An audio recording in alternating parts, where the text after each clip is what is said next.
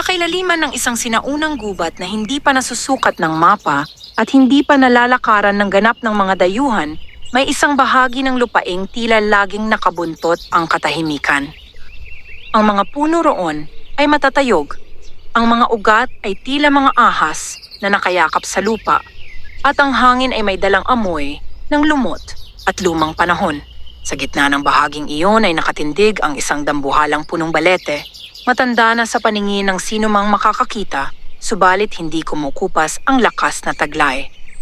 Sa ilalim ng punong iyon nakalibing ang isang lihim na hindi alam ng karaniwang tao. Isang bato. Hindi ito pangkaraniwan. Sa unang tingin ay isa lamang itong malaking tipak ng makinis na bato na bahagyang may kulay asul na tila sumasalamin sa liwanag ng buwan. Ngunit sa mga mata ng may kakayahang makakita sa pagitan ng mundo ng tao at mundo ng di nakikita, ito ay buhay, humihinga, kumikislap, at naglalaman ng sinaunang kapangyarihan. Ang batong iyon ay tinatawag na sagradong bato ng lunas.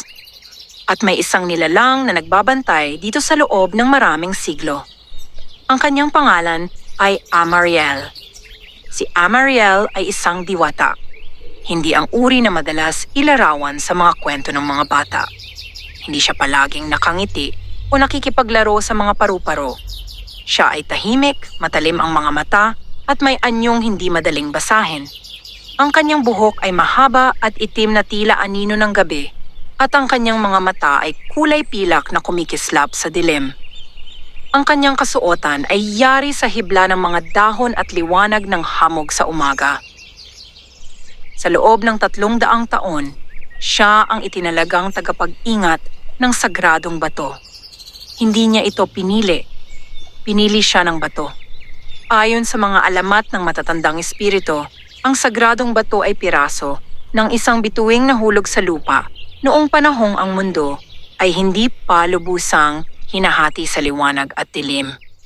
Ang sino mang makahahawak dito na may pusong dalisay ay bibiyayaan ng lunas at kaliwanagan. Ngunit ang sino mang may bahid ng kasakiman ay magigising, ang kapangyarihang hindi niya kayang kontrolin. Maraming nagtangkang hanapin ito. Wala ni isa ang nagtagumpay. Sapagkat sa bawat pagtatangka ng tao, may isang aninong lumilitaw sa pagitan ng mga puno. Si Amariel. Hindi siya marahas, ngunit hindi rin siya mahabagin sa mga may masamang layunin. Marami na siyang pinaalis. May ilan na hindi na nakabalik pa sa gilid ng gubat. Gayunpaman sa kabila ng kanyang katungkulan, may lihim na tanong na matagal nang nananatili sa kanyang puso. Hanggang kailan? Hanggang kailan siya magiging bantay ng isang bagay na hindi niya maaaring gamitin? Hanggang kailan siya magbabantay sa isang mundong unti-unting nagbabago? Sa labas ng gubat, ang mundo ng tao ay mabilis ang pag-usad. Ang mga punong dati magkakadikit ay isa-isang napuputol. Ang mga ilog ay unti-unting natutuyo. Ang mga hayop ay nagiging bihira.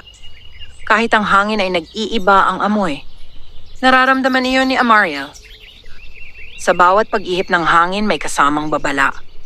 Isang hapon, habang ang liwanag ng araw ay nagsisimula ng lumambot at ang anino ng mga puno ay humahaba, may narinig si Amariel na kakaiba. Tunog ng yabag. Hindi ito yabag ng usa, ni ng baboy ramo, ni ng mga espiritong palaging naglalakbay sa pagitan ng mga sanga. Ito ay mabigat, may ritmo, at may kasamang paghinga ng isang tao. Tahimik siyang lumapit sa gilid ng liwanag.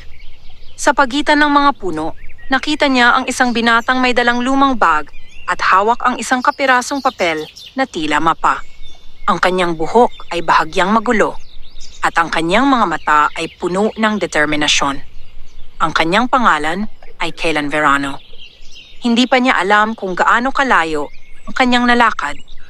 Ang alam lamang niya ay may kwento siyang narinig mula sa kanyang yumaong lola, isang kwento tungkol sa batong kayang magpagaling ng anumang sakit. At ang kanyang ina ay unti-unti nang nanghihina.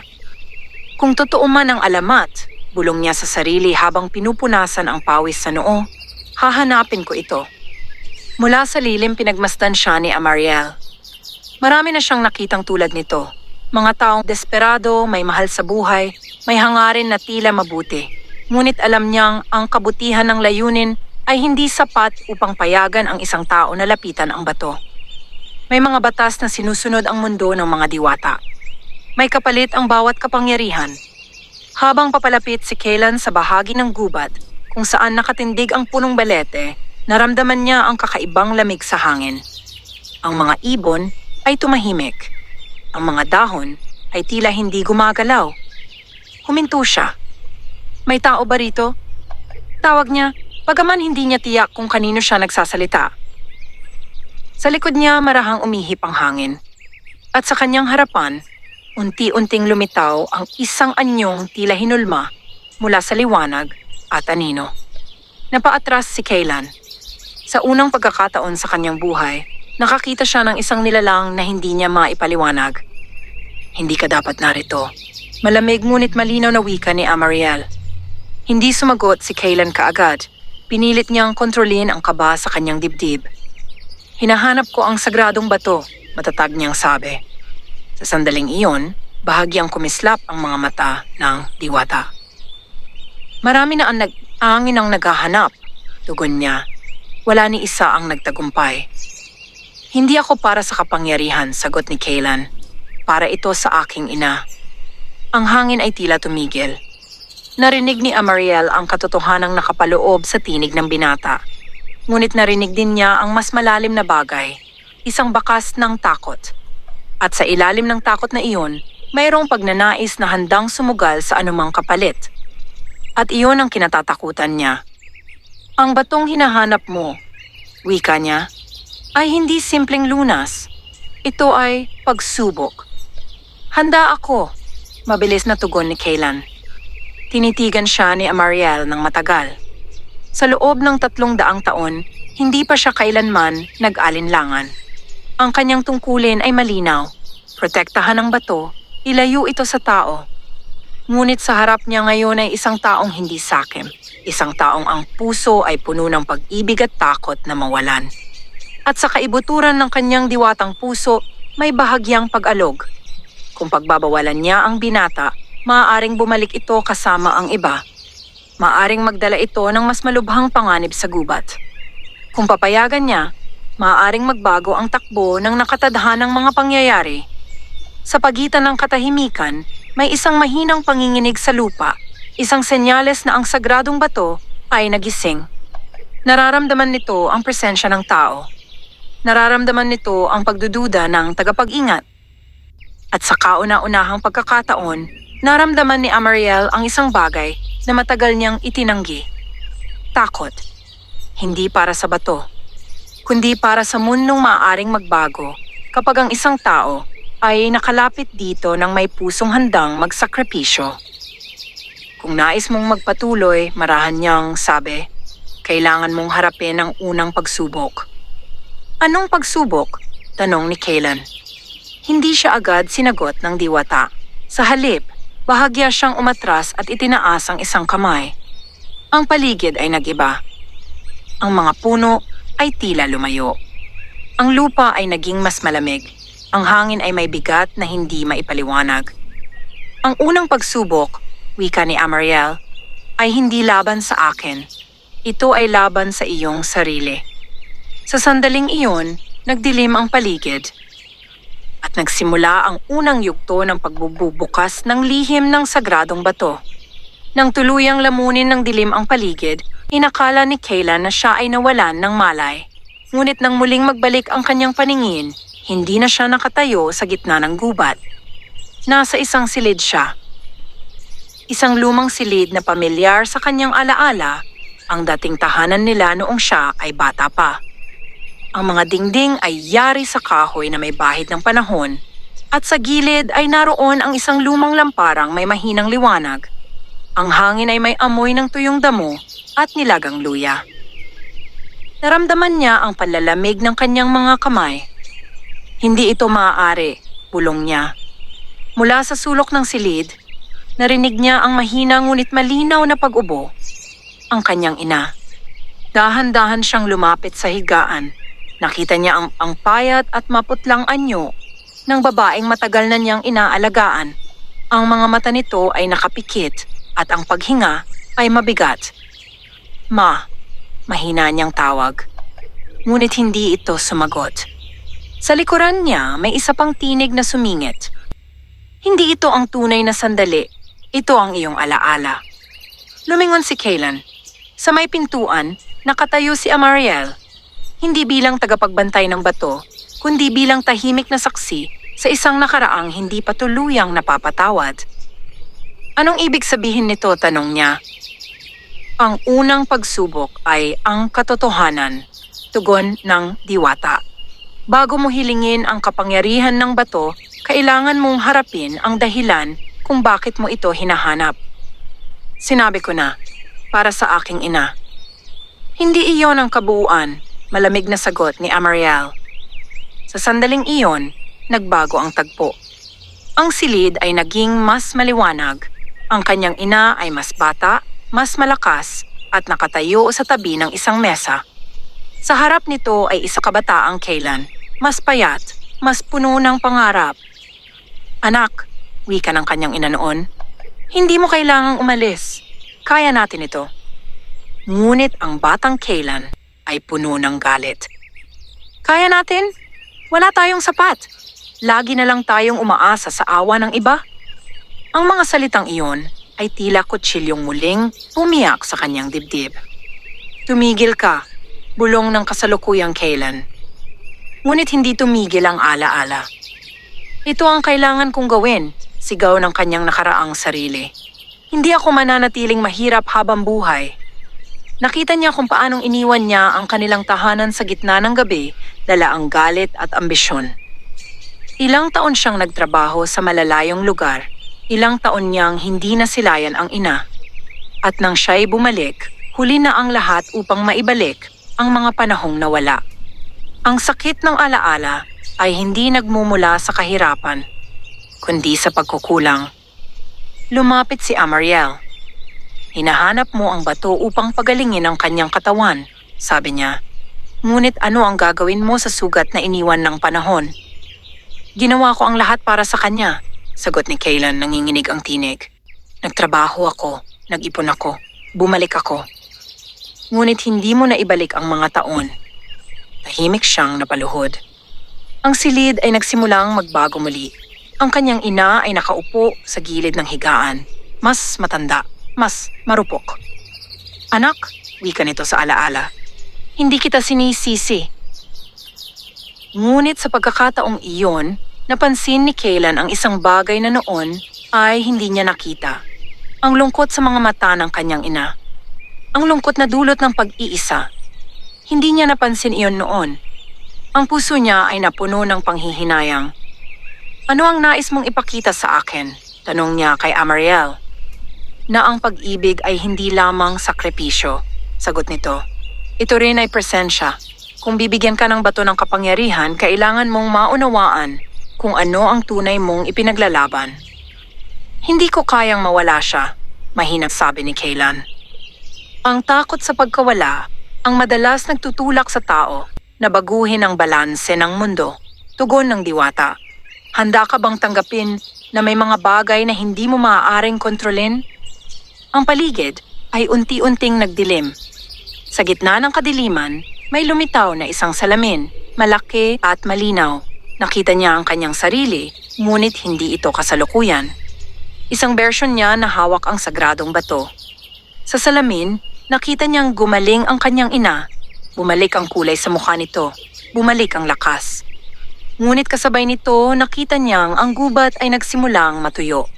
Ang mga dahon ay nalalagas nang wala sa panahon. Ang mga ilog ay naging maputla. At ano ito? Tanong niya. Ang bawat himala ay may katumbas, sagot ni Amariel. Ang kapangyarihan ng bato ay hindi simpleng lunas. Ito ay pagkuha ng lakas mula sa isang bahagi ng mundo upang ilipat sa iba. Nanigas si Kaylan. Ibig mong sabihin, kung gagamitin ko ito, may mawawala. Hindi agad siya nakapagsalita. Sa loob ng maraming taon, naniwala siyang may paraan upang ayusin ang lahat. na kung sapat ang kanyang determinasyon, kaya niyang iligtas ang kanyang ina ng walang kapalit. Ngunit ngayon, nakikita niyang ang mundo ay hindi ganoon kasimple. Lumapit siya sa salamin. Sa loob nito, nakita niya ang dalawang larawan, ang kanyang ina na gumaling at ang gubat na unti-unting namamatay. Sa kabilang banda, ang gubat na nananatiling buo at ang kanyang ina na patuloy na humihina. "Pumili ka," wika ni Amariel. Ang tinig nito ay hindi mapanupil, ngunit hindi rin maawain. Ito ang pagsubok. Hindi laban sa halimaw, hindi laban sa diwata, kundi laban sa sariling hangarin. Mahigpit na ipinikit ni Kaylan ang kanyang mga mata. Kung pipiliin niya ang kanyang ina, maaari niyang sirain ang isang mundong hindi lamang para sa kanya. Kung pipiliin niya ang gubat, mawawala ang tanging taong naging dahilan ng kanyang pagsusumikap. Sa pagitan ng dalawang pag-ibig, kailangan niyang magpasya. Maya-maya, dahan-dahan niyang ibinaba ang kanyang kamay. "Hinding-hindi ako pipili ng kapahamakan ng iba," mahina ngunit malinaw niyang sabi.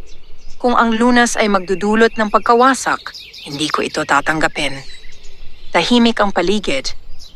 Ang salamin ay nagliwanag at unti-unting naglaho. Ang silid ay naglaho rin. Naramdaman niyang muli ang malamig na lupa sa ilalim ng kanyang mga paa at ang amoy ng gubat. Muli siyang nakatayo sa harap ni Amariel. Ngunit iba na ang tingin nito sa kanya. "Hindi mo pinili ang bato," wika ng diwata. "Hindi ko kayang maging dahilan ng pagkasira ng mundong ito," sagot niya. Sa unang pagkakataon sa loob ng 300 taon, naramdaman ni Amariel ang isang bagay na matagal niyang hindi naranasan, paggalang. "Ang unang pagsubok ay hindi tungkol sa pagkuha," sabi niya. "Ito ay tungkol sa pagpigil." Isang mahinang panginginig ang muling dumaloy sa lupa. Ang sagradong bato ay tila mas maliwanag ngayon. "Ngunit huwag kang magkamali," dagdag ni Amariel. "Ang iyong pasya ay hindi pa wakas ng pagsubok. May mas malalim pang lihim ang bato at may mga puwersang naghahangad nito na hindi tulad mo." "Anong ibig mong sabihin?" Bago pa siya masagot, isang malamig na hangin ang humampas sa pagitan ng mga puno. Ang mga dahon ay nag-ugong. Ang mga ibon ay biglang nagliparan. May ibang presensya sa gubat. Hindi tao. Hindi rin diwata.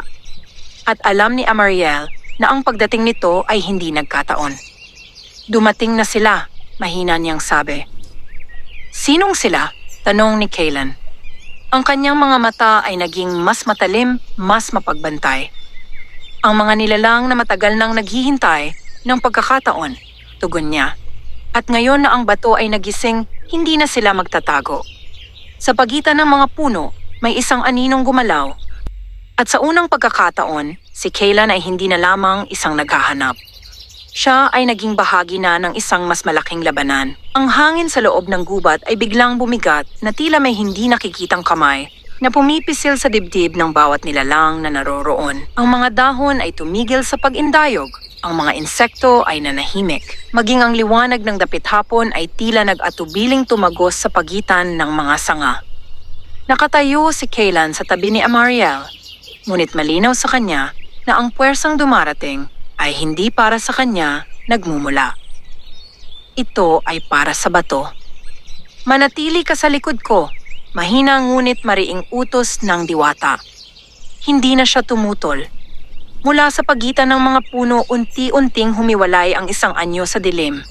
Una ay anino lamang ito, malabo, halos walang hugis. Ngunit habang ito'y papalapit, naging malinaw ang figura, matangkad, payat, at nababalot ng itim na balabal na tila hinabi mula sa usok at gabi. Ang mukha nito ay hindi ganap na makita, ngunit ang mga mata ay kumikislap sa maputlang luntiang liwanag.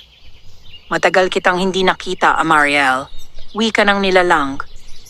Ang tinig nito ay hindi malakas, ngunit sapat upang manginig ang lupa sa ilalim ng kanilang mga paa. "Kirion," tugon ng diwata. Ang pangalan ay tila may sariling bigat sa hangin. "Sino siya?" bulong ni Kaylan. "Isang dating tagapag-ingat," sagot ni Amariel nang hindi inaalis ang tingin sa nilalang. Ngunit pinili niyang talikuran ang kanyang tungkulin. Isang malamig na ngiti ang gumuhit sa labi ni Carrion. Talikuran? Ulit niya. O pinili kong unawain ang tunay na potensyal ng bato? Lumapit pa siya ng ilang hakbang. Sa bawat paglapit niya, nararamdaman ni Kaylan ang kakaibang lamig na sumisiksik sa kanyang balat. 300 taon mo na itong binabantayan, patuloy ni Carrion. At ano ang nagbago? Ang masama mundo saan kada mundo ng tao ay patuloy na sumisira sa gubat. Ang mga ilog ay nalalason. Ang mga puno ay pinuputol. Hindi ba't panahon na upang gamitin ang kapangyarihan nito? Ang bato ay hindi sandata, sagot ni Amariel. Ito ay balanse. Ang balanse ay katang-isip lamang ng mga natatakot kumilos. Mariing tugon ni Carrion. Tumingin siya kay Kaylan. At ikaw, sabi niya, ikaw ang taong nagising sa bato. Napaatras si Kaylan, ngunit hindi siya umiwas ng tingin. Hindi ko ito ginising, sabi niya. Wala akong balak sirain ang anuman. Isang maikling tawa ang pinakawala ng nilalang. Hindi mo pa nauunawaan, wika nito. Ang iyong pagdating ang nagsindi sa apoy, ang iyong pagnanais ang nagbukas sa pintuan. Naramdaman ni Kaylan ang bigat ng mga salita. Hindi mo siya magagamit, maring sabi ni Amariel. Pinili niyang huwag gamitin ang bato. Pinili niya dahil ipinakita mo sa kanya ang isang takot, sagot ni Carrion. Ngunit ang takot ay maaaring baguhin. Sa sandaling iyon, itinaas ni Carrion ang kanyang kamay. Ang lupa ay bahagyang bumukas. Mula sa pagitan ng mga ugat ng punong balete, may kumislap na liwanag, ang sagradong bato. Hindi pa ito ganap na lumilitaw, ngunit ang enerhiyang dumadaloy mula rito ay sapat upang manginig ang hangin. Hindi mo ito maaaring kunin, sigaw ni Amariel. Ngunit hindi umatras si Carrion. Hindi ko ito kukunin, sabi niya. Hahayaan ko itong pumili. Ang mga mata ni Kaylan ay napunta sa bahagyang nakalitaw na bato. Sa unang pagkakataon, nakita niya ito ng malinaw, makinis, may asul na liwanag sa loob, tila may pusong tumitibok. Lumapit ka, mahinang bulong ni Carrion sa kanya. Kaylan, huwag, babala ni Amariel. Ngunit may kakaibang puwersang humahatak sa binata. Hindi ito pananakot. Hindi ito utos, kundi isang paanyaya. Kung tunay kang nagmamahal, patuloy ni Carrion, hindi ka dapat matakot sa kapangyarihan. Ang mundong ito ay hindi maililigtas ng pag-iwas. Hindi ko naisirain ang gubat, sagot ni Kaylan. Ngunit ang kanyang mga paa ay bahagyang umusad. At sino ang nagsabing sisirain mo ito? Tanong ni Carrion. Maaaring ang iyong paggamit sa bato ang magligtas, hindi lamang sa iyong ina, kundi sa marami pang iba. Napahinto si Kaylan. Hindi mo alam ang buong katotohanan, singit ni Amariel. Kung gayon, sabihin mo, hamon ni Carrion. Tahimik ang diwata sandali. Sa loob ng maraming taon, itinago niya ang isang lihim, isang bagay na hindi dapat malaman ng tao. Ngunit ngayon sa harap ng banta, wala na siyang ibang pagpipilian. Ang bato ay hindi lamang kumukuha ng lakas mula sa kalikasan, marahan niyang wika. Ito ay nakakabit sa mismong pinagmulan ng ating lahi. Naningkit ang mga mata ni Carrion. Ibig mong sabihin, ang bawat paggamit nito ay may kabawasang kapangyarihan sa mga nilalang na nagbabantay dito. Dugtong niya, hindi lamang ang gubat ang nanganganib, kami rin. Napatingin si Kaylan sa kanya. Kung ginamit ko ang bato, mahinang tanong niya, maaari kang masaktan. Hindi agad sumagot si Amariel. Ngunit sapat na ang kanyang katahimikan. Sa unang pagkakataon, nakita ni Kaylan ang bigat ng tungkulin ng diwata. Hindi lamang bilang tagapag-ingat, kundi bilang bahagi ng balanse na nakasalalay sa bato. Isang buhay kapalit ng marami, sabi ni Carrion. Hindi ba't iyon ang lohika ng mundo? Hindi kami ipinanganak upang maging kabayaran, mariing sagot ni Amariel. Ang hangin ay muling umalingaw-ngaw. Ang bato ay mas kumikislap na ngayon, tila tumutugon sa tensyon ng mga salita. Naramdaman ni Kaylan ang dalawang puwersang nagtutunggali, ang lohika ni Kyrion at ang paninindigan ni Amariel. Kung may paraan upang gamitin ito ng walang kapalit, sabi niya, hahanapin ko iyon. Walang ganoong paraan, mabilis na sagot ni Kyrion. Mayroon maring tugon ni Amariel at sa pagkakataong iyon, ang kanyang tinig ay puno ng paniniwala. Napatingin sa kanya ang dalawa. May ikalawang puso ang bato. Patuloy niya, isang lihim na hindi kailanman natuklasan ng mga naghangad ng kapangyarihan. Ngunit upang maabot iyon, kailangan ng higit pa sa pagnanais. Anong kailangan? Tanong ni Kaylan. Isang pagsasakripisyo na hindi hinihingi ng bato, sagot niya, kundi kusang iniaalay. Nagkaroon ng kakaibang katahimikan. Unti-unting umatras si Kyrion. Kung ganoon, sabi niya, ipakita ninyo sa akin ang himalang iyon. Ang kanyang anyo ay nagsimulang maglaho sa dilim. Babalik ako, babala niya, at sa susunod, hindi na ako maghihintay ng pahintulot. Nang tuluyang mawala ang anino, bumalik ang bahagyang paggalaw ng hangin. Ngunit ang gubat ay hindi na tulad ng dati. Mas kising, mas mapagbantay. Huminga ng malalim si Kaylan. May ikalawang puso ang bato? Tanong niya. Tumingin sa kanya si Amariel at sa kanyang mga mata ay may halong pag-aalala at pag-asa. Isang alamat sa loob ng alamat, sagot niya. Isang lihim na itinago upang hindi ito mahanap ng mga tulad ni Kyrion. At ano ang kailangan upang mahanap iyon? Ang pangalawang pagsubok, wika niya. Hindi ito ilusyon.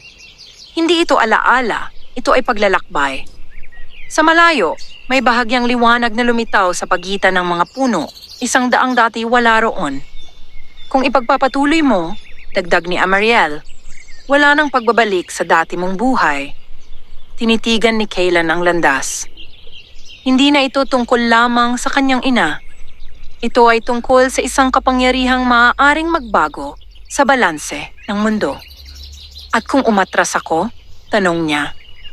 Mananatiling tahimik ang bato, sagot ng diwata. Ngunit hindi titigil si Kyrion. Sa gitna ng nagbabagong gubat, napagtanto ni Kaylan na ang kanyang pagdating ay hindi aksidente. May dahilan kung bakit siya ang nakarating. May dahilan kung bakit siya ang nagising sa bato. Dahan-dahan siyang humakbang patungo sa bagong landas. Hindi ako umatras sa una, sabi niya. Hindi rin ngayon. Sa tabi niya, sumabay si Amariel. At sa likod nila, sa ilalim ng punong balete, ang sagradong bato ay kumislap ng mas maliwanag, tila kinikilala ang simula ng mas malalim na pagsubok. Ang landas na lumitaw sa pagitan ng mga puno ay hindi gawa ng paa ng tao. Wala itong bakas ng yapak, walang tanda ng pagdaan ng hayop o kariton. Ang lupa ay tila hinawi lamang ng liwanag at sa ibabaw nito ay nakalatag ang manipis na hamog na kumikislap sa malamlam na sinag ng buwan. Naglakad si Kaylan ng may pag-iingat habang si Amariel ay tahimik na sumusunod sa kanyang tabi. Habang sila'y papalalim, napansin ng binata na ang gubat ay unti-unting nag-iiba. Ang mga punong dati karaniwan sa paningin ay nagkaroon ng masalimuot na hugis. Ang mga sanga ay tila magkakaugnay na parang mga daliring nagbabantay. Ang lugar na ito ay hindi bahagi ng karaniwang daanan, sabi ni Amariel. Nasaan tayo? Tanong ni Kaylan. Sa pagitan, sagot niya. Hindi na ito ganap na mundo ng tao at hindi pa rin lubos na sakop ng amin. Ang hangin ay may kakaibang himig, hindi tunog, kundi pakiramdam.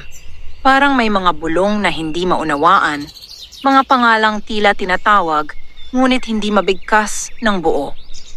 Bakit pakiramdam ko'y may nagmamasid? Bulong ni Kaylan. Dahil mayroon, sagot ni Amariel nang hindi lumilingon. Sa paligid nila may mga aninong gumagalaw sa gilid ng paningin. Hindi malinaw ang hugis, ngunit sapat upang maramdaman ang presensya. Sila ang mga nawalang pangalan, paliwanag ng diwata. Mga ano? Mga espiritong hindi naaalala ng sinuman. Mga kaluluwang hindi tinawag, hindi ipinagluksa, hindi pinangalanan sa kasaysayan. Kapag ang isang pangalan ay tuluyang nakalimutan, nawawala rin ang anyo. Napatigil si Kaylan. Bakit sila narito? Dahil ang ikalawang puso ng bato ay nakakubli sa alaala, sagot niya. At ang alaala ay kapangyarihan. Habang nagpapatuloy sila, may nakita silang mga patayong bato sa magkabilang gilid ng landas. Bawat isa ay may nakaukit na simbolo. Hindi titik, hindi larawan, kundi mga guhit na tila gumagalaw kapag tinitigan ng matagal. Ang mga ito, wika ni Amariel, ay mga pangalan na minsang mahalaga. Lumapit si Kaylan sa isa. Nang ilapat niya ang kanyang palad sa malamig na ibabaw, may sumagi sa kanyang isipan, isang mabilis na larawan ng isang batang tumatakbo sa gitna ng bukirin, may hawak na kahoy na espada. Pagkaraan, naglaho ang imahe. Napaatras siya. Mga alaala, tanong niya. Mga labi, sagot ng diwata. Ang bato ay may kakayahang magtipon ng mga hindi naaalala. Ang ikalawang puso nito ay hindi nakaugat sa lakas, kundi sa pagkilala. Habang naglalakad sila, ang mga anino ay mas lumalapit. Hindi sila umaatake ngunit hindi rin sila umaalis. Hindi nila tayo sasaktan, sabi ni Amariel. Ngunit susubukin ka nila. Paano?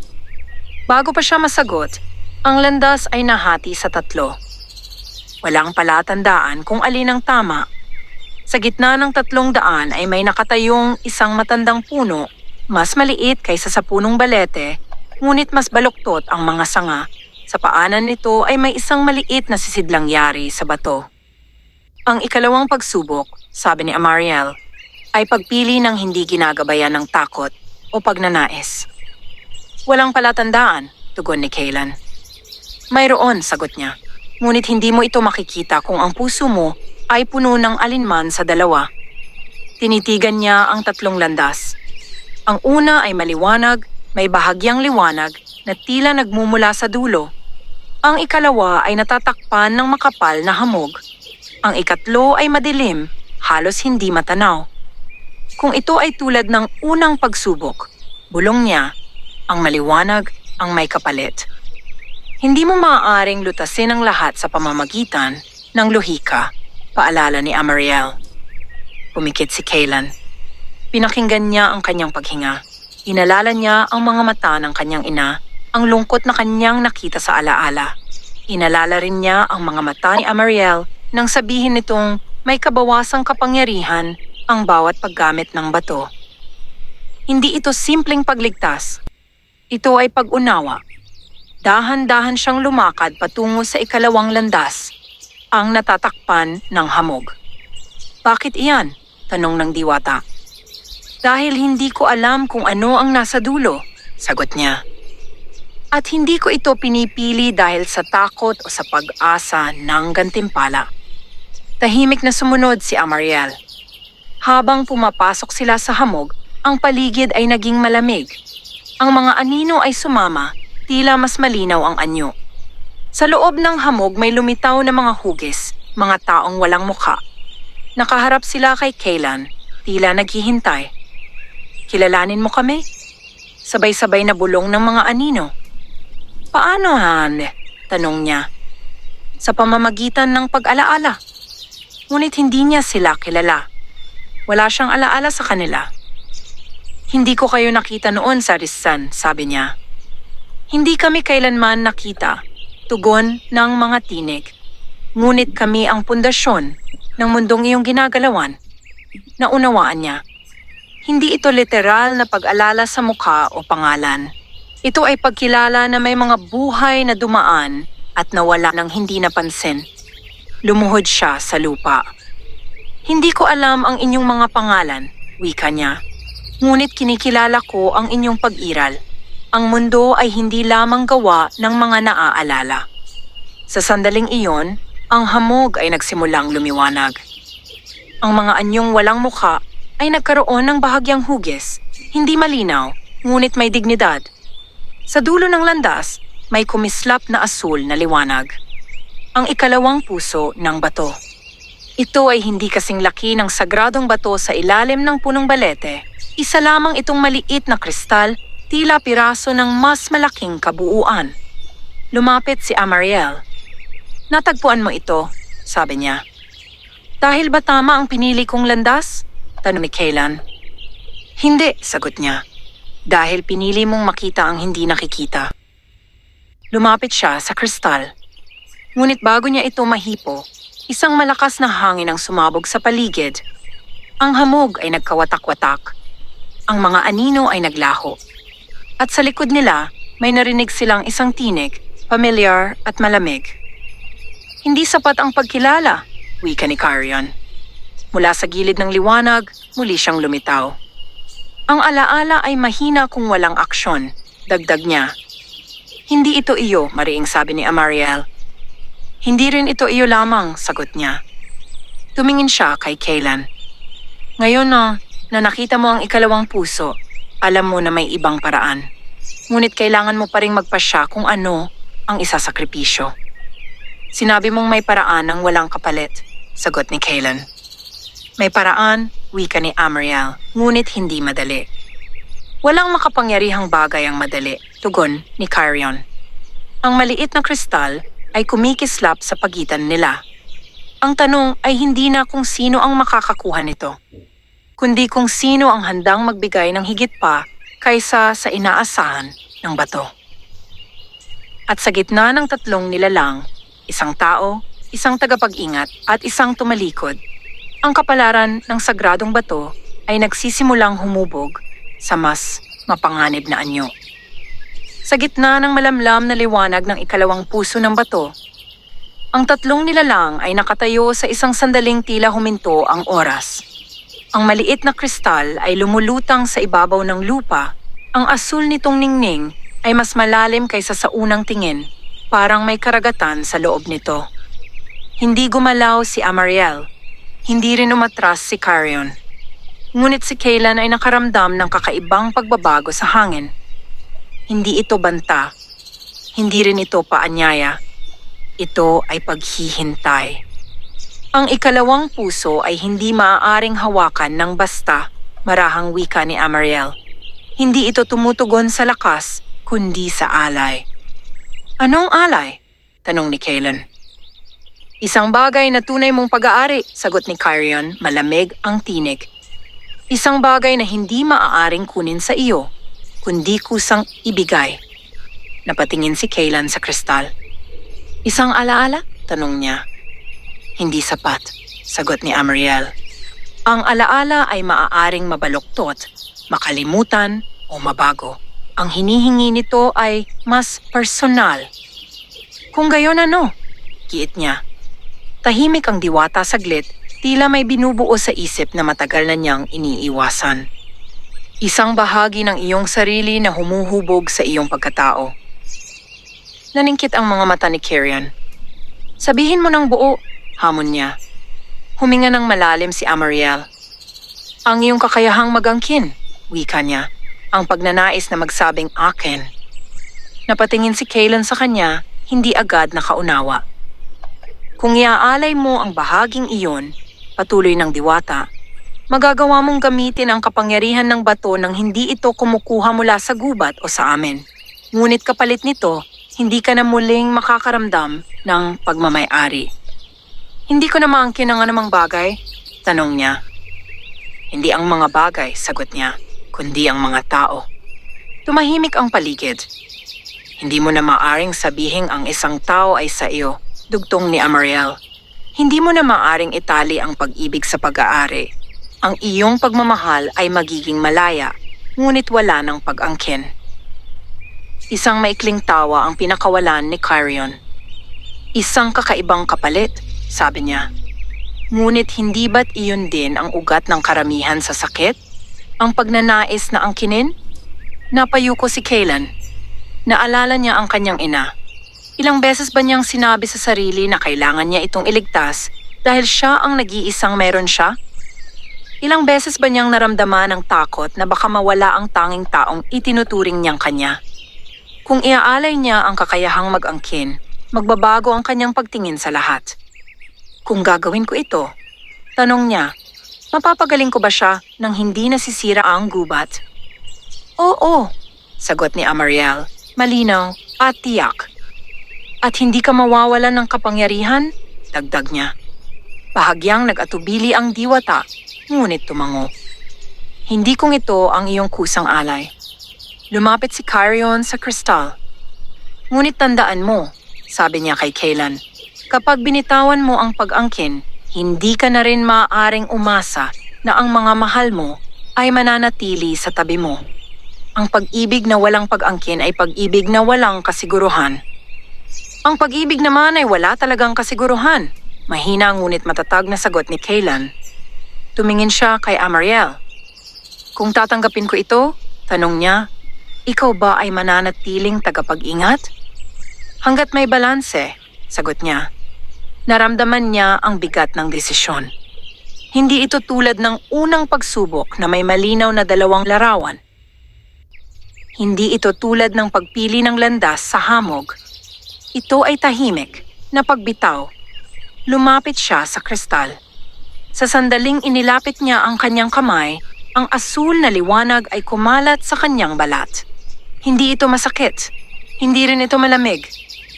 Ito ay malinaw. Sabihin mo ang iyong alay, wika ni Amariel. Ipinit ang mga mata. Inalala niya ang lahat ng sandaling sinabi niyang akin. Ang kanyang ina, ang kanyang mga pangarap, ang kanyang galit, ang kanyang ambisyon. Atin ang mundo, minsan niyang sinabi noong siya'y bata pa. Ngunit ngayon naunawaan niyang wala talagang maaaring ariin. Isinusuko ko, wika niya, malinaw ang tinig. Ang aking pagnanais na angkinin ang sinuman. Ang aking pag-ibig ay hindi magiging pagmamay-ari. Hindi ko natatawaging akin ang kahit sino. Sa sandaling iyon, ang kristal ay nagningning ng mas maliwanag kaysa dati. Ang liwanag ay pumasok sa kanyang dibdib. Naramdaman niyang may bagay na umangat mula sa kanyang puso. Hindi pisikal, ngunit malinaw ang pagkawala. Hindi sakit, kundi pagluwag. Sa likod niya napaatras si Kyrion, tila nasilaw. Imposible, bulong niya. Hindi kayang gawin ng tao iyon. Ngunit nagawa ni Kaylan. Unti-unting humupa ang liwanag. Ang maliit na kristal ay dahan-dahang lumutang patungo kay Amariel at nang ito'y mahawakan niya, nagkaroon ito ng bagong anyo, isang manipis na sinag na kumonekta sa malayong kinaroroonan ng sagradong bato. Ang dalawang puso ay nag-ugnay, sabi ng diwata. Naramdaman ni Kaylan ang kakaibang katahimikan sa loob niya. Hindi na mabigat ang takot. Ngunit may isang bagay na malinaw. Ang kanyang pagmamahal sa ina ay hindi na nakatali sa pangamba na siya ay mawawala. Nais pa rin niyang iligtas ito, ngunit hindi na dahil ito ay kanya, kundi dahil ito ay mahalaga. Hindi ito ang wakas, sabi ni Kyrion muling nakabawi. Ngayon na alam mo ang kapangyarihan ng kusang alay, mas lalo kang magiging mahalaga. Hindi ako magiging kasangkapan mo, sagot ni Kaylan. Ngunit ngumiti lamang ang nilalang. Hindi kita pipilitin, wika niya. Hintayin mo lamang ang sandaling ang iyong pagbitaw ay masubok. At sa isang iglap, naglaho siya. Bumalik ang hamog, ngunit hindi na ito makapal. Lumapit si Amariel kay Kaylan. Hindi ko inaasahan na pipiliin mo iyon, sabi niya. Hindi ko rin, sagot niya may bahagyang ngiti. Ngunit pakiramdam ko'y iyon ang tama. Tumingin siya sa kanya, masinsin. Ngayon, wika ng diwata, handa ka nang bumalik sa punong balete. Upang gamitin ang bato? Oo, sagot niya. Ngunit tandaan mo, ang tunay na pagsubok ay hindi sa paggamit ng kapangyarihan. Ito ay sa kung paano ka mamumuhay matapos ito. Sa malayo, tila naramdaman nila ang pag-uga ng lupa. Hindi dahil kay Kyrion, kundi dahil may mas malalim pang puwersang gumagalaw. At habang sila'y naghahandang bumalik sa pinagmulan ng sagradong bato, hindi nila alam na ang alay ni Kaylan ay nagising ang isang sinaunang batas, isang batas na matagal nang nakatago sa ilalim ng mga ugat ng mundo. Isang batas na hindi basta tatanggap ng pagbabago nang walang kapalit. Ang pagbabalik nila sa punong balete ay hindi tulad ng kanilang paglalakad papunta sa landas ng hamog. Ang gubat ay tila mas malinaw, ngunit mas mabigat. Ang bawat hakbang ay may kasamang mahinang panginginig sa lupa. Hindi sapat upang magdulot ng takot, ngunit sapat upang ipaalala na may nagising. Hindi si Kyrion ang pinagmumulan nito. Mas matanda pa roon ang puwersang kumikilos. Habang papalapit sila sa dambuhalang puno, nakita ni Kayla ang sagradong bato na mas lantad kaysa dati. Ang bahagi nitong nakalitaw sa pagitan ng mga ugat ay mas malaki na ngayon at ang asul na liwanag nito ay hindi na banayad. Ito'y humihinga, tumitibok at tila nakikinig. Huminto si Amariel. May nagbago, iwika niya. Dahil sa alay? Tanong ni Kaylan. Tumango siya. Ang bato ay tumugon sa iyo, ngunit ang sinaunang batas ay hindi pa. Anong batas? Hindi agad sumagot ang diwata. Sa halip, inilapit niya ang palad sa ibabaw ng bato. Nang magtagpo ang kanyang balat at ang kristal, nagkaroon ng manipis na guhit ng liwanag sa pagitan nila, isang senyas ng ugnayan. Bago pa itinalaga ang mga tagapag-ingat, paliwanag niya, may kasunduan na umiiral sa pagitan ng mga nilalang ng liwanag at ng mismong lupa. Ang bato ay hindi lamang pinagkukunan ng kapangyarihan. Ito ay tagapamagitan. Sa pagitan ng alin? Tanong ni Kaylan. Sa pagitan ng pagnanais at kapalaran. Sa sandaling iyon, ang lupa sa paanan ng punong balete ay bahagyang bumukas. Hindi ito bitak na marahas, kundi isang pabilog na hugis na tila nag-anyong lagusan. Mula roon ay may umangat na liwanag, hindi asul, kundi ginto. Napaatras si Kaylan. Hindi ito si Kyrion, bulong niya. Hindi, sagot ni Amariel. Ito ang batas. Mula sa gitna ng liwanag ay nabuo ang isang anyong hindi ganap na tao, hindi ring ganap na liwanag. Wala itong malinaw na mukha, ngunit ang presensya nito ay may timbang na tila may hawak sa balanse ng mundo. Tagapag-ingat, wika ng nilalang. Ang tinig nito ay hindi malakas, ngunit ang bawat salita ay may dalang kapangyarihan. Tagapagmasid, tugon ni Amariel, bahagyang yumuko. Napatingin si Kaylan sa kanya. Isa itong bantay ng kasunduan, paliwanag niya ng mahina. Isang nilalang na hindi kumikiling sa diwata o sa tao. Ang ginintuang anyo ay bumaling kay Kaylan. Ang alay ay tinanggap, sabi nito. Ngunit ang pagbabago ay hindi maaaring mangyari ng walang pagsusuri. Ano pa ang kailangang suriin? Tanong ni Kaylan, pilit na pinatatag ang tinig. Ang katatagan, sagot ng nilalang. Ang iyong pagbitaw ay kusang ibinigay, ngunit ang kakayahang panatilihin ito sa harap ng pagsubok ang tunay na batayan. Naramdaman ni Kaylan ang bahagyang paglamig ng hangin. Hindi ba sapat ang aking sinabi? Tanong niya. Ang mga salita ay simula, tugon ng bantay. Ang gawa ang patunay. Sa isang iglap, ang paligid ay nagbago. Ang gubat ay naglaho. Sa halip, si Kaylan ay nakatayo sa isang silid na mas maliwanag kaysa sa naunang ilusyon. Sa harap niya ay ang kanyang ina, malakas, nakangiti at tila walang karamdaman. Anak, wika nito, malinaw ang tinig. Narito ka na. Napahinto ang kanyang paghinga. Hindi ito tulad ng unang pagsubok. Walang lungkot, walang sakit. Ito ay ganap na katuparan. Hindi ito totoo, bulong niya sa sarili. Ngunit ang kanyang ina ay lumapit at hinawakan ang kanyang pisngi. Ang haplos ay mainit. Totoo ito kung pipiliin mo. Wika ng tinig sa paligid, ang tinig ng bantay. Gamitin mo ang bato ngayon at mananatili siyang malakas. Walang kapalit sa gubat, walang kabawasan sa mga diwata. Naningkit ang mga mata ni Kaylan.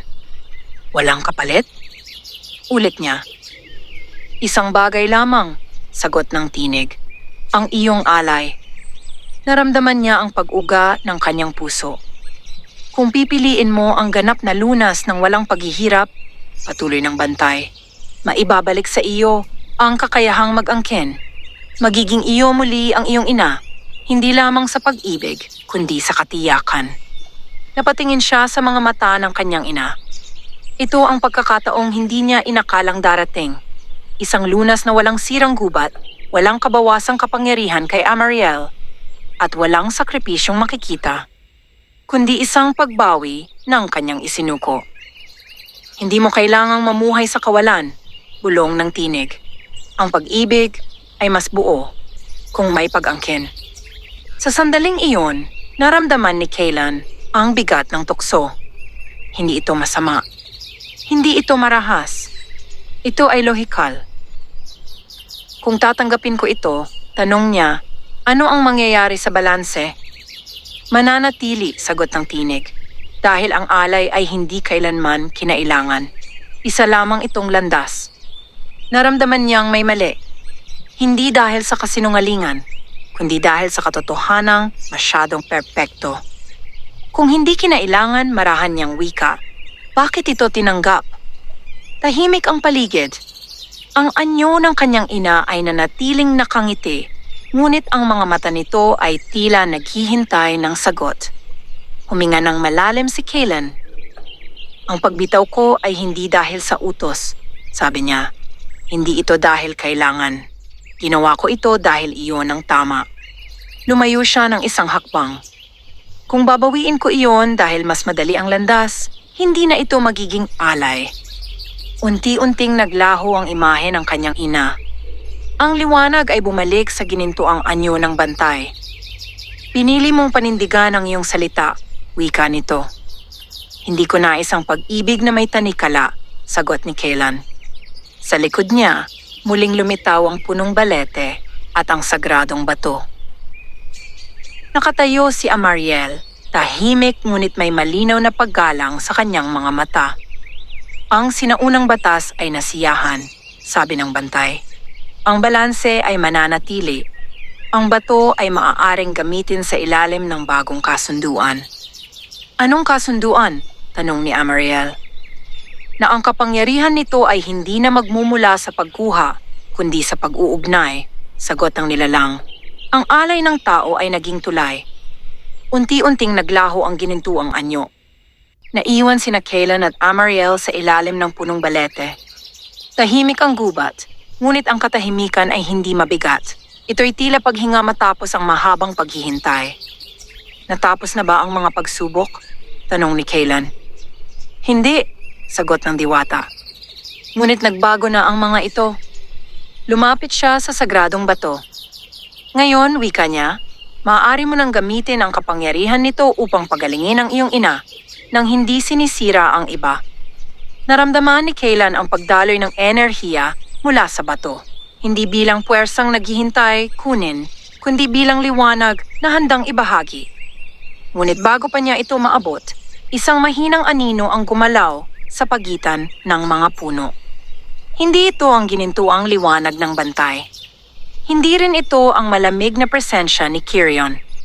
Ito ay mas tahimik, mas mapanuri, at sa kaibuturan ng gubat, may isang nilalang na matagal nang hindi nagpapakita ang nagmulat ng kanyang mga mata.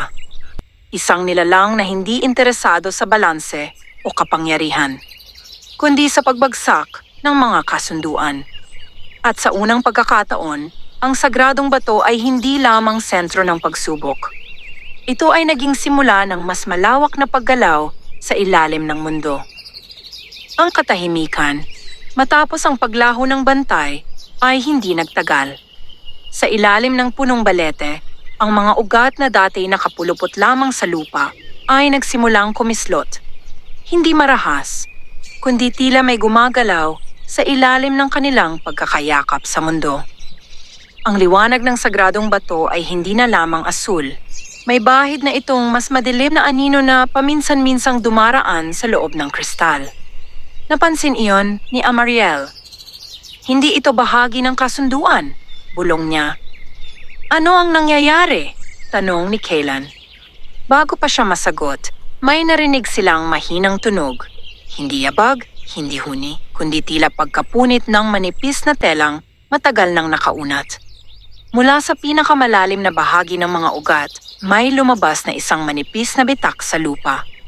At mula roon, isang malamig na hangin ang sumingaw. Hindi ito hangin ng gabi. Ito ay hangin na walang dalang amoy ng dahon o lupa. Ito ay hungkag. May isa pang nagbabantay sa bato, wika ni Amariel. Mabigat ang tinig. Ngunit hindi siya tagapag-ingat. Kung hindi tagapag-ingat, ano siya? Tanong ni Kaylan. Tagasuri ng paglabag. Sa sandaling iyon, ang bitak ay bahagyang lumawak. Mula sa dilim ay may umangat na anyong halos hindi makita. Tila usok, tila anino, ngunit masiksik kaysa sa karaniwang dilim.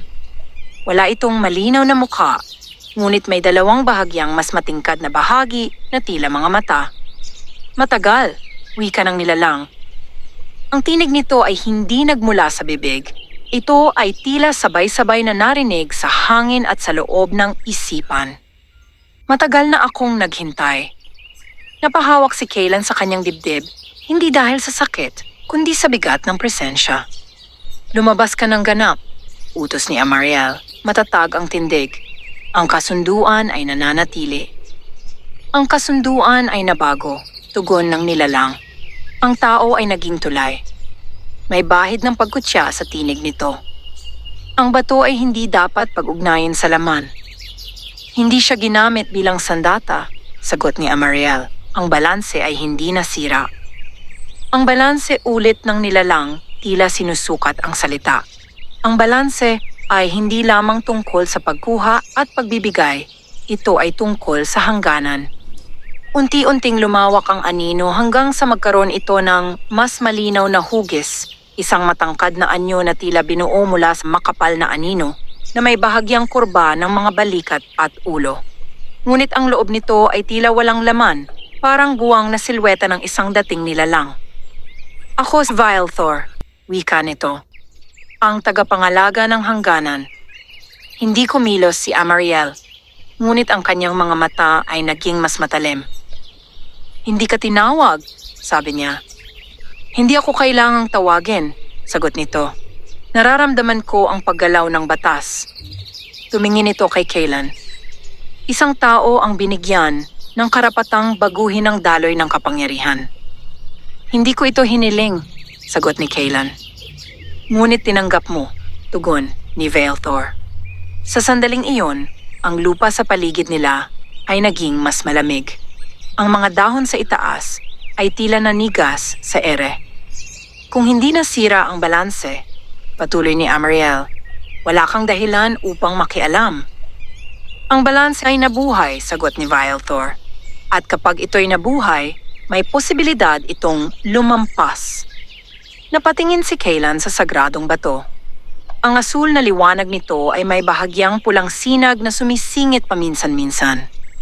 Hindi ko nais ng kapangyarihan, wika niya. Nais ko lamang iligtas ang aking ina. Ang mga hangarin ay bihirang manatiling ganoon kaliit, tugon ng nilalang. Kapag nalaman ng iba na ang bato ay maaaring gamitin ng walang kapalit sa kalikasan, darating sila. Naalala ni Kaylan si Kyrian. At kung may dumating, tanong niya. Ang hangganan ay babagsak, sagot ni Vilethor. Ang tao at ang diwata ay hindi na magkakaroon ng malinaw na pagitan. At sa pagkawala ng pagitan, mawawala ang identidad. Ang hangganan ay hindi pader, sagot ni Amariel. Ito ay daloy. Daloy na dapat kontrolado, mariing tugon ng nilalang. Sa isang iglap, ang anino nito ay umabot sa sagradong bato. Hindi nito hinawakan, ngunit ang paligid ng kristal ay nagdilim. Naramdaman ni Kaylan ang paghila sa kanyang dibdib, parang may gustong bawiin ang kanyang alay. Hindi mo maaaring kunin iyon, sigaw niya. Hindi ko kinukuha, sagot ni Vilethor. Sinusuri ko lamang kung ang tulay ay matatag. Ang anino ay dahan-dahang lumapit kay Kaylan. Nang ito'y tumigil sa harap niya, naramdaman niya ang malamig na presensya na tila pumapasok sa kanyang mga alaala. Nais mo pa rin siyang tawaging iyo, bulong ng tinig sa kanyang isipan. Hindi, maring sagot niya, kahit walang naririnig na salita sa hangin. Nais mong manatili siya sa tabi mo, patuloy ng anino. Nais ko siyang mabuhay, sagot niya. Pareho lamang iyon, tugon ni Vilethor. Sa sandaling iyon, may lumitaw na imahe sa kanyang isipan. Ang kanyang ina na nakatingin sa kanya, may ngiti, ngunit may bahid ng pag-aalala. Anak, tila bulong nito, huwag mong pabayaan ang sarili mo dahil sa akin. Napapikit si Kaylan. Hindi ito pag-angkin, sabi niya sa sarili. Ito ay paggalang. Biglang kumislap ang liwanag mula sa kanyang dibdib. Ang parehong asul na sinag mula sa ikalawang puso ng bato. Napaatras si Vaeltor. Ang tulay ay buhay, wika ng nilalang. Hindi ito tulay para sa pananakop, sagot ni Kaylan. Mas malinaw na ang tinig. Ito ay tulay para sa pag-unawa. Sa unang pagkakataon, ang anino ay tila nag-atubili. Kung gayon, sabi nito, patunayan mo. Paano? Tanong ni Amariel. Ang mga ugat ng punong balete ay biglang kumilos at bumuo ng isang bilog sa paligid nila. Sa gitna ay ang sagradong bato at sa itaas ay ang madilim na anyo ni Vaeltor. Hindi sapat ang pag-ibig sa isa, wika ng nilalang. Kung tunay mong pinili ang pagbitaw sa pag-angkin, handa ka bang ibahagi ang kapangyarihan ng bato sa iba pang nangangailangan, kahit hindi mo sila kilala? Napatingin si Kaylan kay Amariel. Kung gagawin ko iyon, tanong niya, mananatili ang balanse? Kung ang puso mo ay hindi magbabago, sagot ng diwata. Ang hamon ay malinaw. Hindi lamang ang kanyang ina ang maaaring pagalingin. May iba pa sa mundo na naghihirap. Kung gagamitin ko ang bato, wika niya, hindi lamang para sa kanya. Ang mga mata ni Vaeltor ay bahagyang nagliwanag. Isang pangako? Tanong nito. Isang paninindigan, sagot ni Kaylan. Unti-unting humupa ang dilim sa paligid ng bato. Ang pulang sinag sa loob nito ay naglaho at ang asul na liwanag ay naging mas malinaw kaysa dati. Ang hangganan ay mananatili, wika ni Vaeltor, ngunit ako'y magbabantay. At sa isang mahabang sandali, ang anyo nito ay naging manipis na ulap ng anino bago tuluyang sumanib sa ilalim ng lupa. Muling tumahimik ang gubat. Ngunit ang katahimikan ay hindi tulad ng dati. Ito'y may kasamang pag-asa at bantang nakamasid. Lumapit si Amariel kay Kaylan. Ang bawat hakbang mo ay nagbabago sa kasaysayan ng bato, sabi niya. Hindi ko nais baguhin ang kasaysayan, sagot niya. Nais ko lamang gumawa ng tama ay ang paggawa ng tama o wika ng diwata. Ang madalas nagdudulot ng pinakamalaking pagbabago. Tumingin sila sa sagradong bato. Ngayon hindi na ito tila nakatago. Ito ay tila naghihintay. At sa unang pagkakataon, si Kaylan ay hindi na lamang naghahanap ng lunas. Siya ay naging bahagi ng isang kasunduang maaaring magbukas ng bagong yugto sa pagitan ng tao at ng mga nilalang ng liwanag. Ngunit sa malayong gilid ng gubat, sa lugar na hindi naabot ng liwanag ng bato, may isa pang presensya ang nakamasid. At hindi ito interesado sa balanse. Ito ay interesado sa kaguluhan. Ang gabi ay tuluyang bumalot sa gubat, ngunit ang dilim ay hindi ganap. Ang sagradong bato sa ilalim ng punong balete ay naglalabas ng mahinang asul na liwanag na tila pintig ng isang puso. Hindi nagmamadali, hindi rin nag-aatubili.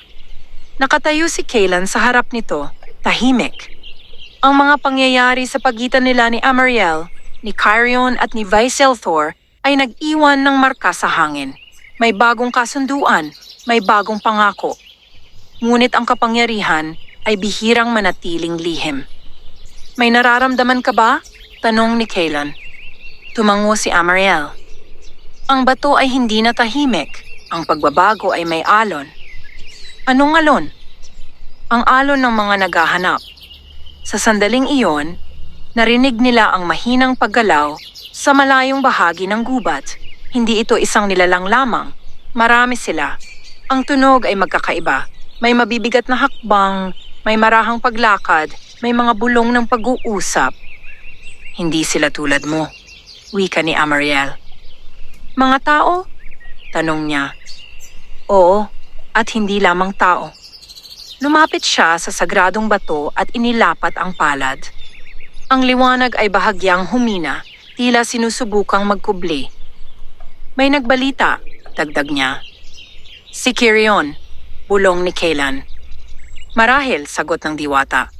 O maaaring ang bato mismo ang tumawag. Sa gilid ng gubat may sumilay na ilaw ng sulo. 1, 2, 3, hanggang sa maging 5, may mga aninong gumagalaw sa likod ng liwanag. Hindi natin maaaring payagan silang makita ito, sabi ni Amariel. Kung magtatago tayo ngayon, tugon ni Kaylan, lalo lamang silang babalik na may mas marami. Tinitigan siya ng diwata. Hindi mo pa ginagamit ang bato, paalala niya. Ngunit nangako ako, sagot niya. Ang mga hakbang ay papalapit. Sa pagitan ng mga puno ay lumitaw ang unang grupo. 3 lalaki at 2 babae. May dalang kagamitan at sulo. Hindi sila mukhang mga mangangahoy o mangangaso. Ang kanilang mga mata ay hindi takot, kundi puno ng pag-asam.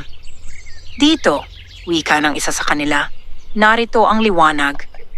Napansin ni Kaylan na ang isa sa mga lalaki ay may hawak na lumang papel, tila sipi ng mapa na katulad ng kanyang dala noon.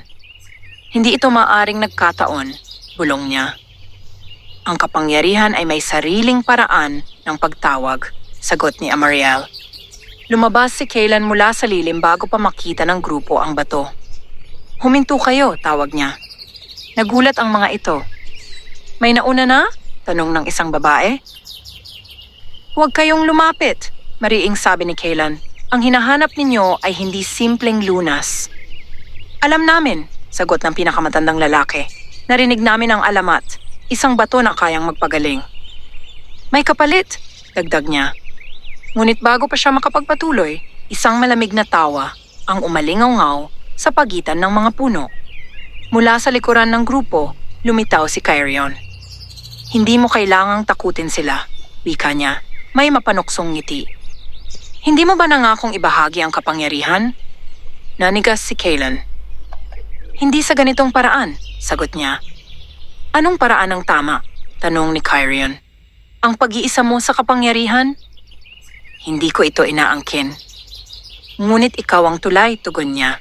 Kung wala ka, hindi ito magagamit ng walang kapalit. Napatingin ang mga tao kay Kaylan. Puno ng pag-asa ang kanilang mga mata. Kung totoo ang sinasabi niya, wika ng isa, tulungan mo kami. May sakit ang aking anak, sabi ng isa pang babae. Ang aking kapatid, dagdag ng isa. Ang mga tinik ay hindi agresibo. Sila'y desperado. Naramdaman ni Kaylan ang bigat ng kanyang pangako. Sa likod niya, lumapit si Amariel, tahimik ngunit handa. Kung bubuksan mo ang bato ngayon, bulong niya, hindi natin alam kung hanggang saan aabot ang alon. Ngunit kung hindi ko gagawin, sagot niya, ano ang silbi ng aking alay? Sa sandaling iyon, ang sagradong bato ay kumislap ng mas maliwanag. Hindi ito tila nagtatago. Ito'y tila naghihintay ng pasya. Lumapit si Kaylan sa harap ng grupo. Hindi ito kayang pagalingin ang lahat ng sabay-sabay, wika niya. At hindi ito maaaring gamitin ng walang hanggan. Kung isa lamang, sabi ng matandang lalaki, malaking bagay na iyon. Tahimik si Kirion ngunit ang kanyang mga mata ay nagmamasid. Tila sinusukat ang bawat salita. Huminga ng malalim si Kaylan. Kung gagamitin ko ito, sabi niya, kailangan ninyong maunawaan na hindi ito pag-aari ni Numan. Hindi ito maaring pag-awayan.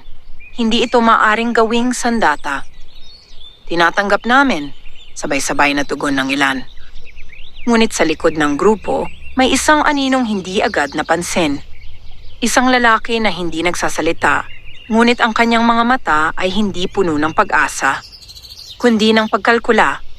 Habang inilalapit ni Kaylan ang kanyang kamay sa sagradong bato, naramdaman niyang muli ang daloy ng liwanag sa kanyang dibdib. Ang alay na kanyang ginawa ay naging tulay. Ang bato ay hindi kumuha. Ito ay nag-ugnay. Isang manipis na sinag ang lumabas mula sa kristal at dumampi sa noo ng babaeng may sakit na anak. Ang liwanag ay hindi nakakasilaw. Ito'y banayad, ngunit sapat upang magbago ang kulay ng kanyang mukha mula sa pag-aalala tungo sa pag-asa. Sa malayo, May marahang paghinga na tila gumaan. Gumaling siya. Bulong ng babae, luha sa mata. Napahawak si Amariel sa dibdib, ngunit hindi sa sakit, kundi sa pagkagulat. Ang gubat ay hindi nanghina. Ang hangin ay hindi nagbago. Ang balanse ay nanatili. Ngunit sa gilid ng grupo, ang lalaking tahimik ay bahagyang ngumiti. At sa sandaling iyon, naramdaman ni Kaylan ang kakaibang kilabot. Hindi dahil sa paggamit ng bato, kundi dahil sa pagdami ng mga mata na ngayon ay nakakaalam ng kapangyarihan nito. Ang alon ay nagsimula na, bulong ni Amariel. At sa malayong bahagi ng gubat, sa lugar na hindi naaabot ng liwanag ng bato, ang presensyang naghahangad ng kaguluhan ay tuluyang nagmulat ng mga mata. Hindi ito naghihintay ng lunas. Ito ay naghihintay ng pagkakataon. Ang balita ay kumalat ng mas mabilis kaysa sa hangin. Sa mga sumunod na araw, ang gilid ng gubat ay hindi na kasing tahimik ng dati. May mga yapak na nagiiwan ng marka sa lupa, mga bulong na naglalakbay sa pagitan ng mga baryo at mga matang may dalang pag-asa at pagnanais. Sa ilalim ng punong balete na natiling maliwanag ang sagradong bato. Hindi ito nagbago sa anyo, ngunit ang paligid nito ay tila mas bukas, mas handang tumanggap ng presensya ng tao. Gayunman, sa bawat pagdating ng isang humihingi ng tulong, may kasabay na pagdating ng isa pang uri ng paningin. Pagmamasid. Hindi na ito tulad ng dati, wika ni Amariel, habang pinagmamasdan ang dalawang taong dinala ni Kaylan sa lilim ng puno. Ang mga hangganan ay lumalambot. Hindi ba't iyon ang layunin ng tulay? Tanong niya. Ang tulay ay hindi nangangahulugang bukas ang lahat ng pintuan, sagot niya. Sa harap nila, isang matandang babae ang nakaluhod, hawak ang kamay ng kanyang apo. Ang bata ay payat at mahina, ngunit hindi kasing lupaypay ng unang dalang babae noong nakaraang gabi. Narinig namin, sabi ng matanda. May himalang naganap dito. Hindi sumagot si Amariel. Ngunit si Kaylan ay lumapit. Hindi ito himala, wika niya. Ito ay kapangyarihang may pananagutan. Kung ganoon, sagot ng babae, tulungan mo kami.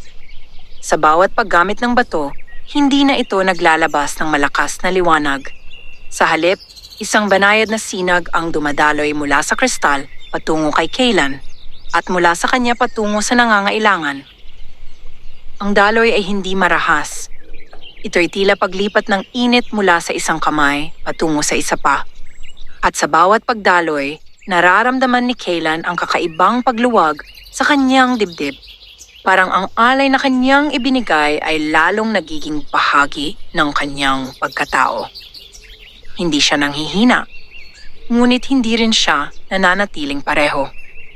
Ang iyong aura ay nagbabago, wika ni Amariel matapos ang ikatlong paggaling sa loob ng maghapon. Masama ba iyon? Tanong niya. Hindi pa, sagot niya.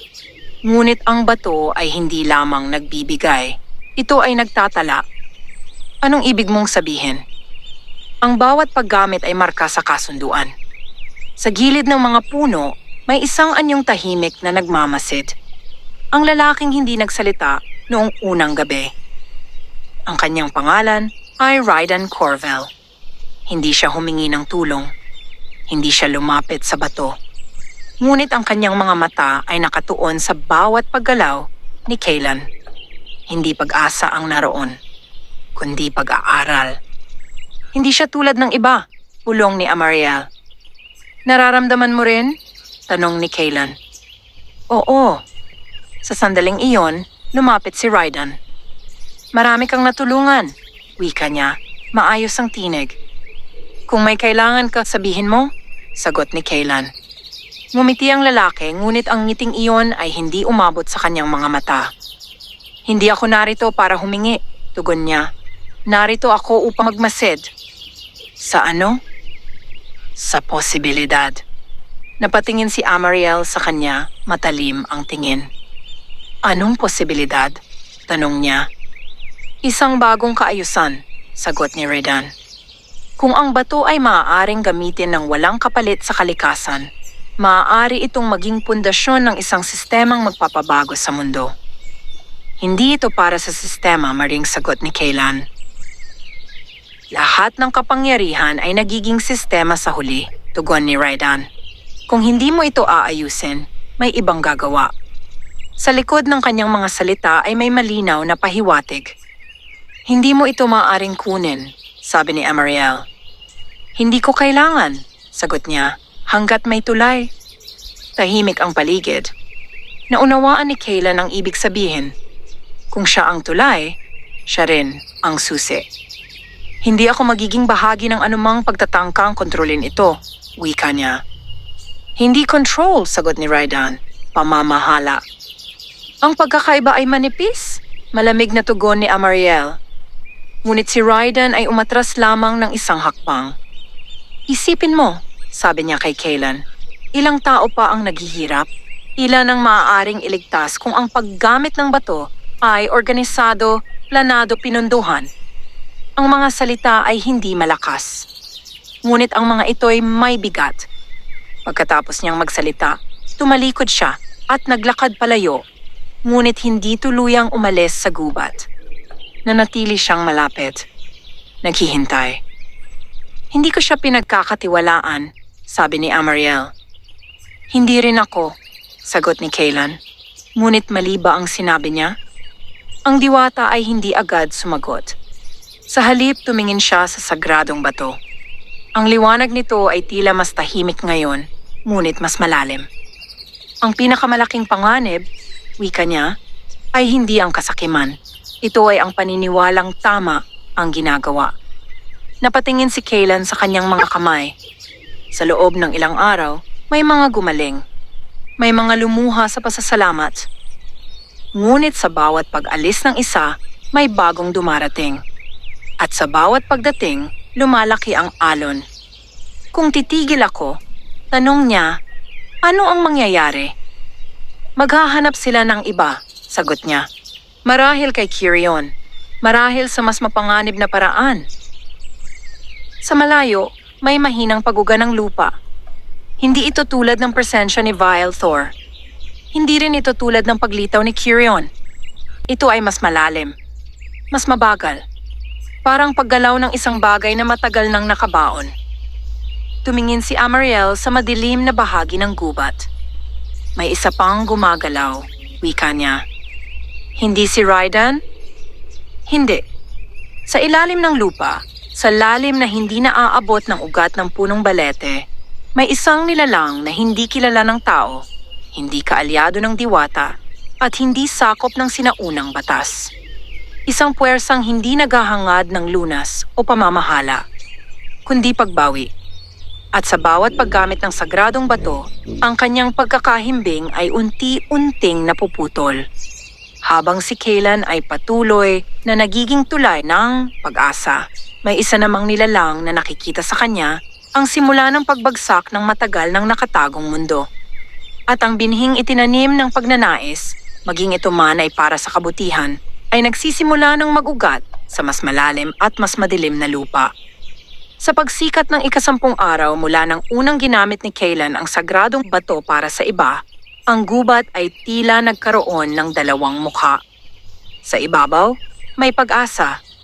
May mga taong umaalis na may ngiti at luha ng pasasalamat. May mga magulang na yumayakap sa mga anak na muling nagkaroon ng lakas. May mga matang dating puno ng takot na ngayon may bahagyang liwanag. Ngunit sa ilalim ng lupa, sa lalim na hindi naaabot ng sinag ng araw o ng liwanag ng bato, may ibang pintig. Isang pintig na hindi kasing banayad. Mas mabagal. Mas mabigat. Nakatayo si Amariel sa tabi ng punong balete, nakapikit ang mga mata, nakalapat ang palad sa lupa. Nararamdaman ko ito, wika niya. Lumapit si Kaylan. Ang gumagalaw sa ilalim? Tumango siya. Hindi ito nilalang ng liwanag. Hindi rin ito anino tulad ni Kirion. Ito'y mas sinauna pa kaysa sa bato. Mas matanda pa sa kasunduan? Tanong niya. Oo. Sa sandaling iyon, Dumating si Raidan mula sa gilid ng mga puno. Hindi na siya nagkukuble. Ang kanyang mga hakbang ay tiyak. Ang kanyang anyo ay kalmado. Hindi ninyo ako kailangang itaboy, sabi niya. Nararamdaman ko rin. Ang alin? Malamig na tanong ni Amariel. Ang paguga sa ilalim ng lupa, sagot niya. May nagising.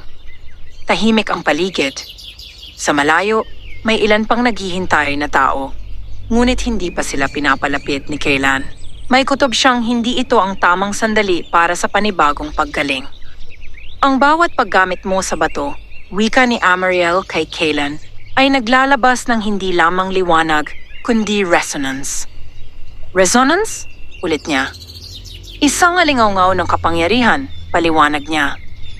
At may mga bagay sa ilalim ng mundo na tumutugon sa alingaw-ngaw. Hindi ninyo ba ito inasahan? Tanong ni Raidan. Ang kasunduan ay ginawa upang pigilan ito, sagot ni Amariel. Ngunit ang bagong tulay ay nagbukas ng bagong daluyan. Napatingin si Kaylan sa sagradong bato. Hindi ito nagdidilim. Hindi ito kumukupas. Ngunit may kakaibang ritmo ang liwanag nito. Tila may kausap na hindi nila nakikita. Kung ako ang dahilan, wika niya, titigil ako.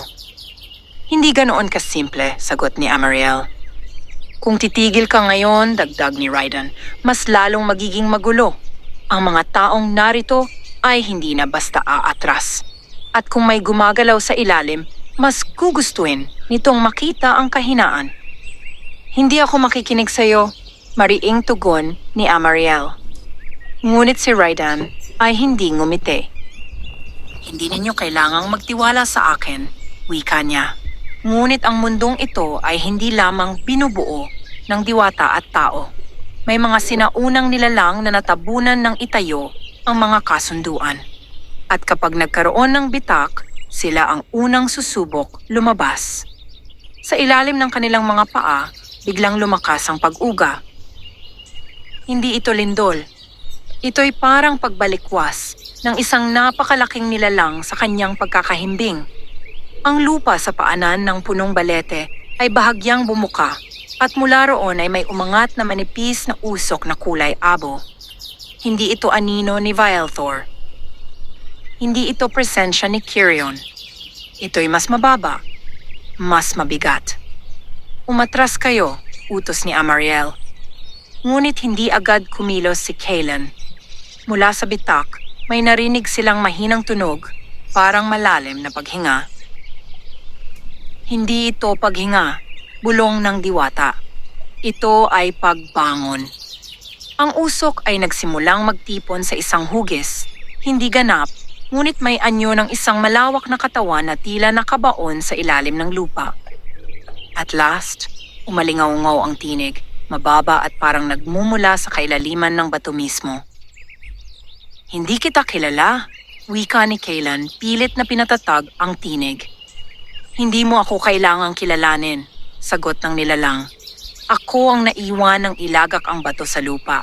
Ako ang unang tumangging sumunod sa balanse. Isa kang nilalang ng kaguluhan, sabi ni Amariel. Isa akong nilalang ng kalayaan, tugon nito.